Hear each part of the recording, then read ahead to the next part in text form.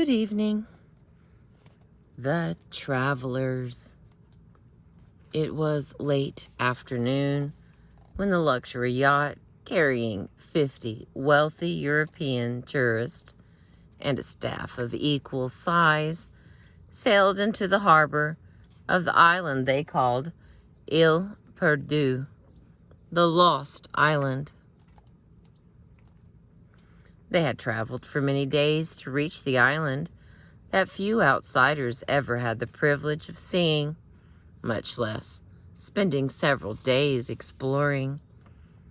The travelers were poised on the deck, cameras in hand, as the crew prepared to drop anchor. On the shore, a small group of native inhabitants stood smiling and waving as the ship drew near. "Welcome to Mickey," called one bright-faced girl who rushed to the front of the group, waving and gesturing with both hands. "What is Mickey?" asked one of the passengers who had heard the girl call out. "Oh, that is the name the native people have given to their island. I think it means place of comfort in their language," replied the ship's captain, who was also somewhat of an expert on native customs and beliefs. As the travelers prepared to disembark for their first real look at Ile Perdue, the captain gave them a brief history of the island. Because of its remote location, only 1 or 2 ships a month ever come to the island, so the world you are about to see is as untouched by our civilization as any place you are likely to find. The natives are friendly and welcoming, and many of them have learned to speak some English because of the ships that have been coming here. Also, there was a missionary who spent time here many years ago, and he taught a group of the older inhabitants to read and write a little. Some of those skills have been passed down to the current inhabitants, but of course, we have not come all this way to visit with a small group of natives. You have come to see some of the most beautiful and awe-inspiring scenery and some of the most unique vegetation and animal life anywhere in the world. And with those words, he instructed his crew to prepare the small rafts that would take the passengers ashore for their first look around. As the passengers came ashore, the group of natives bid them welcome and then dispersed to go about their afternoon routines. Only the girl with the bright face and dark eyes stayed behind. She offered the travelers sweet fruits that she carried in a basket, hanging from a cord tied around her waist. She chatted animatedly, using words from her native language, mixed with English and a word or two of Spanish that she had learned from the last boat of travelers to sail into the harbor of her island just a few weeks earlier. The girl tagged along as the travelers made their way up a narrow path to the top of a gentle hill. What they saw when they arrived at the top of the hill made everyone stop and just stare. Oh, Lordy. The valley below was the most spectacular combination of pink and purple flowers.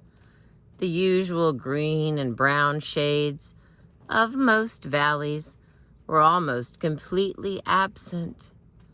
Everywhere there was purple, pink, and more purple. It was as if some wild artist had sprayed pastel paints as part of a lavish prank. Once they caught their breath, the travelers asked questions about how this incredible combination of colors had come to replace the more usual colors of the valleys they were accustomed to seeing back home.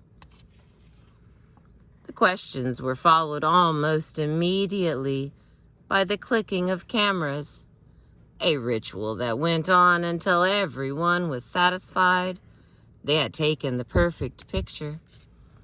Without a photograph, how would anyone back home believe that they had actually seen a purple valley?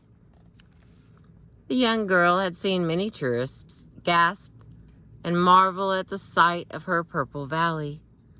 She still could not understand what all the fuss was about.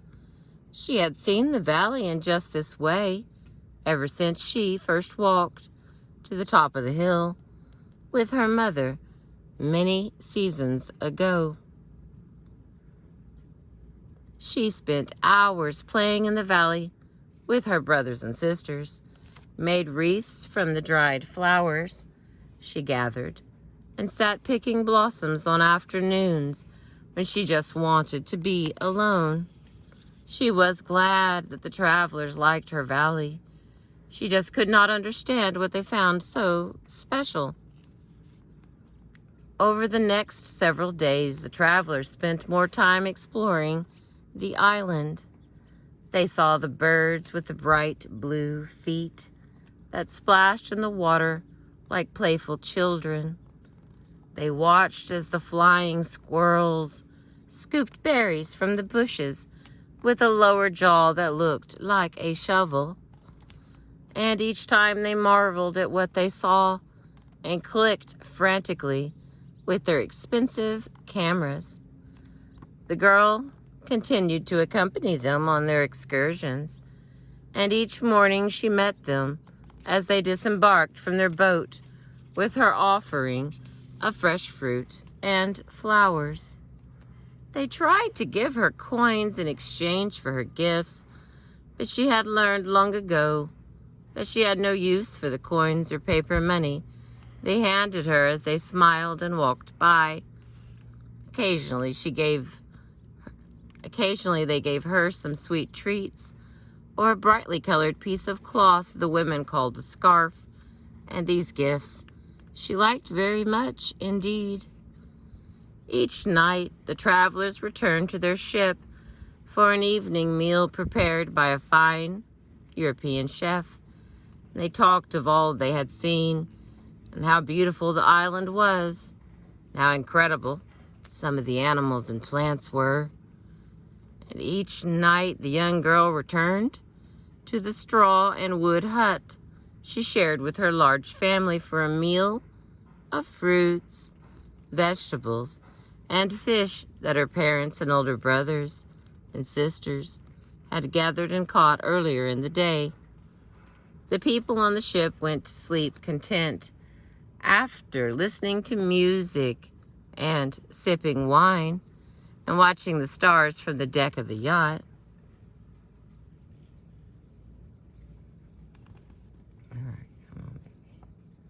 The little girl and her family, too, watched the stars, told stories, and listened to the sounds of the island and the sea. All too quickly, the time the travelers had planned to spend on Ile Perdue came to an end. As they walked on the beach for the last time, they watched some of the native children swimming with the sea lions. The young children, whose brown bodies were almost indistinguishable from the sea lion pups, would hold a piece of fish in their mouths and let the pups swim up and grab the fish. The children giggled and swam as the tourists watched and clicked their cameras one last time. The girl with the bright face walked to the edge of the shore and waved as the boat prepared to sail. "Thank you for coming to Mickey," she called and waved some more. As their ship sailed away, the travelers began to talk among themselves about the wonderful experience they had just had. "My friends back home just won't believe what we saw. Some of those animals seem straight out of a fairy tale. And weren't the sunsets over the purple fields just spectacular?" exclaimed one passenger. everything was truly marvelous, said another. You can see why they call this the Lost Island. I agree with everything you've said, pondered a rather buxom woman with jet black hair. But I couldn't help feeling sorry for the native people, especially that bright-faced little girl who kept bringing us fruit. Their island may be beautiful, but they know so little of the world. Excuse me. They have never heard classical music or read a good book or gone to the theater. They don't even know that Paris and New York and Hong Kong even exist. Their whole world is limited to that one tiny island. Standing on the shore, watching the ship disappear, the little girl was having thoughts of her own.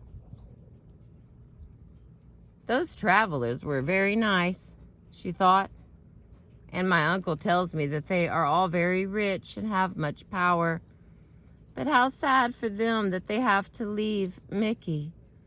They never got to see the turquoise scorpion fish, or ride the waves just before sunset, or see the hill that spews fire when the night sky is almost black. They will return to their homes and their families, but most of them will never have a chance to come again to my wonderful island. How very, very sad to only have 1 week in your whole life when you can walk the shores of Mickey. I've been reading to you from the 24-Karat Buddha and Other Fables by Maxine Harris. I am out here at the marina, which I will tag, and it is absolutely beautiful. I appreciate you.